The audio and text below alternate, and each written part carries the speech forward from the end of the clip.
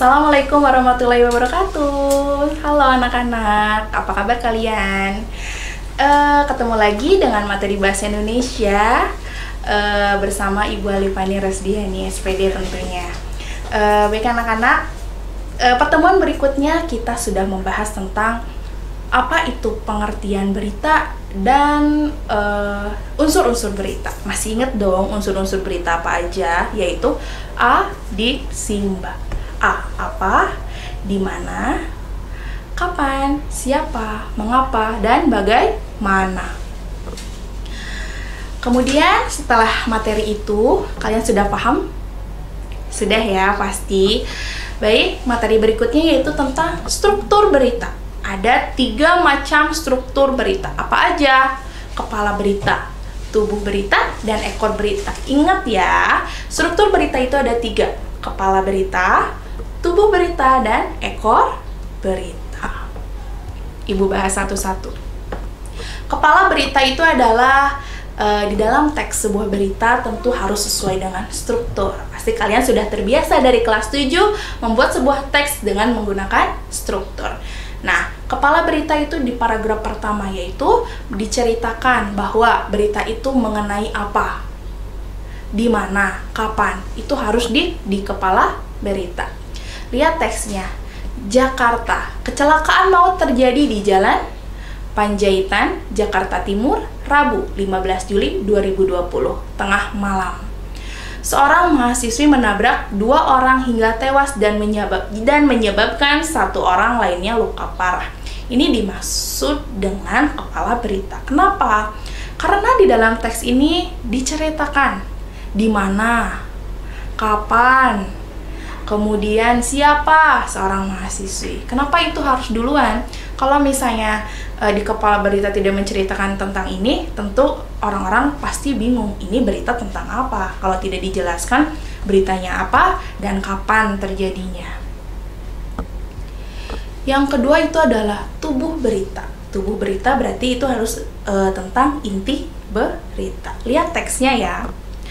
Totalnya ada 3 orang yang ditabrak, 2 di flyover Jatinegara dan 1 lagi di dekat penampungan sampah. Kata Kanit Laka Lantas Polresta Jakarta Timur AKP Agus Suprayanto di Jakarta seperti dilansir Antara Kamis. Nah, menurut dia kecelakaan itu dilaporkan berlangsung pukul 23.45 waktu Indonesia Barat. Saat itu mahasiswi yang diketahui berinisial ARP 23 tahun mengendarai Honda HR-V biru tua melaju dari arah utara ke selatan. Ini dimaksud dengan tubuh berita. Kenapa? Di dalam tubuh berita itu harus diceritakan bagaimana terjadinya, mengapa terjadinya. Itu di dalam tubuh berita. Ingat kan, kalau di dalam kepala berita itu harus ada apa, di mana, dan kapan.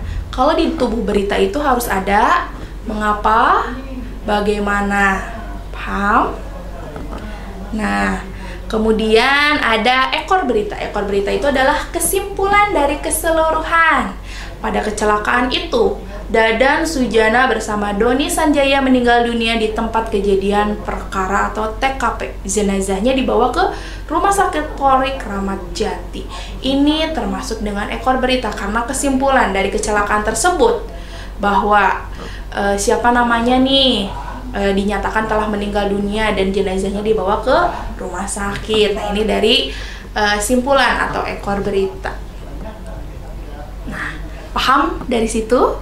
Kita sudah belajar tentang struktur teks berita. Sekarang Ibu akan membahas tentang kebahasaan. Ingat, di dalam sebuah teks kalian juga harus belajar tentang kebahasaan.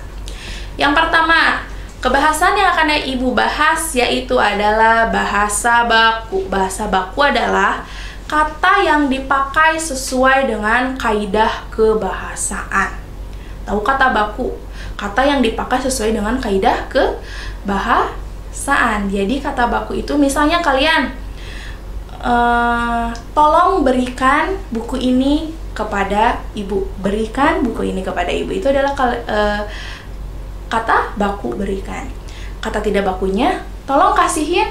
Nah, itu adalah tidak baku. Berarti kalau kasihin itu biasanya tidak baku itu dalam penggunaan bahasa sehari-hari. Tapi kalau kata baku itu adalah kata yang sesuai dengan kaidah kebahasaan atau kamus KBBI atau EYD. Paham? Sekarang yang kedua adalah kalimat langsung. Kalimat langsung. Tentu kalian tahu dong, kalimat langsung itu mempunyai tanda kutip. Nah, bagaimana cara membuat kalimat langsung? Kalimat langsung itu adalah dalam sebuah teks ada seseorang yang berbicara langsung.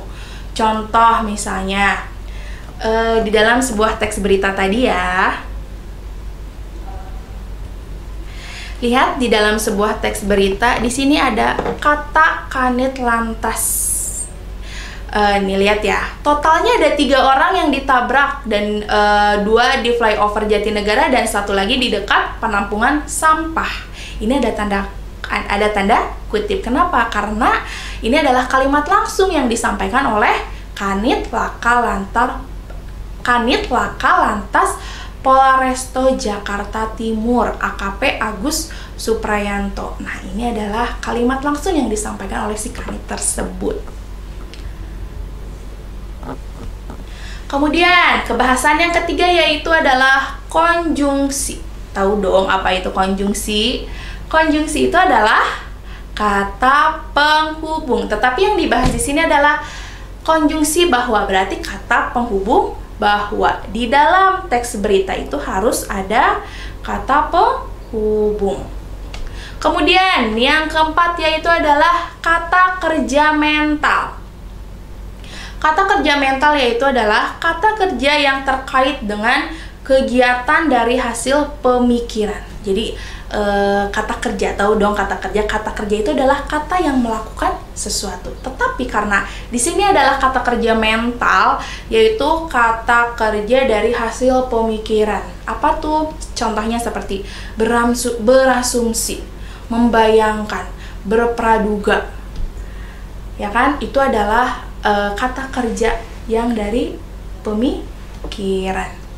Kemudian keterangan waktu dan tempat. Di dalam teks berita juga harus ada keterangan waktu dan tempat. Kapan terjadinya, di mana terjadinya.